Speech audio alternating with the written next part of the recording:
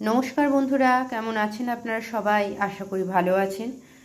তো winter vacation, বাচ্চাদের winter vacation পড়ে গেছে, তাই বাড়িতে নানা রকমের আবদার। তো সকালবেলা টিফিনের জন্য আমি যেটা করছি সেটাই আপনাদের সঙ্গে শেয়ার করছি। আজকে করছি ব্রেড পকোড়া।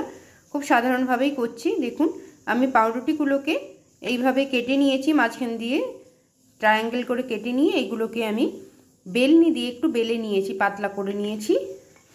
আর এখানে নিয়েছি ভেতরি পুর দেবো বলে, তার জন্য নিয়েছি আলু, আর আলুর সঙ্গে নিয়েছি পেঁয়াজ, একটু ধনেপাতা, একটু আদা কুচি, আর এখানে নিয়েছি বিট নুন, গোলমরিচের গুঁড়ো আর চাট মশলা। এটা আমি এই আলুটা মেখে একটা ভেতরের একটা পুরের মতো করে দেব বলে করেছি। আর এখানে ব্যাটারটা করার জন্য যেহেতু পকোড়া করব তার ব্যাটার প্রয়োজন, তার জন্য নিয়েছি এখানে বেসনের সঙ্গে একটু সামান্য এক চিমটি খাওয়ার সোডা, নুন, আর এতে আমি দেব একটা ডিম দিয়ে এটাকে ভালো করে ফেটিয়ে নেব। তাহলে চলুন শুরু করি। প্রথমেই এই আলুর মধ্যে আমি পেঁয়াজ, ধনেপাতা, আদা কুচি আর বিট নুন, চাট মশলা যা যা নিয়েছি আর গোলমরিচের গুঁড়ো দিয়ে ভালো করে মেখে নেব। আমি এই আলু মাখার মধ্যে কাঁচা লঙ্কা দিলাম না, বাড়িতে ছোট বাচ্চারা সবাই, তাই আপনারা চাইলে এর মধ্যে কাঁচা লঙ্কা দিতে পারেন। আলুটা আমার মাখা হয়ে গেছে। এবারে আমি এই পাউরুটিগুলোর মাঝখানে একটি পাউরুটি নেব, তার মাঝখানে ওই পুরটি দিয়ে আরেকটি পাউরুটি উপরে দিয়ে দেব। এই দেখুন, প্রত্যেকটি পাউরুটির মধ্যে পুর দিয়ে ভালো করে আমি ভর্তি করে নিয়েছি। একটু বেশি পরিমাণ পুর দিয়ে করে নিয়েছি, এইভাবে তৈরি করে নিয়েছি। পাউরুটিগুলো তৈরি করে নেওয়ার পরে এবার আমি প্রথমে এই ব্যাটারটা তৈরি করে নেব বেসন দিয়ে। প্রথমে এই বেসনটাকে আগে ভালো করে গুলে নেব, পরে ডিম দেব।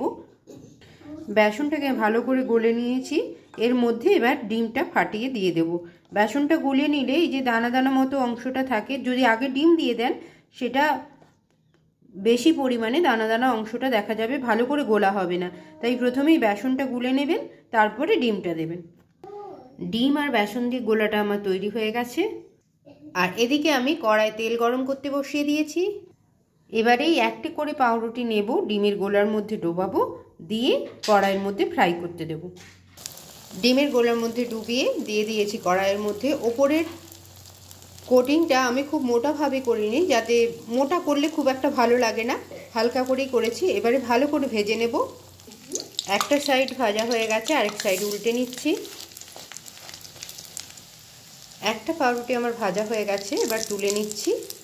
পকোড়াগুলো ভেজে নিয়েছি। তো এইভাবে ব্রেড পকোড়া বাড়িতে খুব সহজে তৈরি করে বাচ্চাদের মন জয় করে ফেলুন আপনারা। আর এই ভ্যাকেশানে এদের তো নানা রকম বাহানা লেগেই থাকে, এটা চাই ওটা চাই। তো এইভাবে করলে মনটা খুব খুশি হয়ে যায় ওদের। তাহলে এইভাবে একবার বাড়িতে বানাবেন আর আমাকে জানাবেন যে কেমন লাগলো আপনাদের।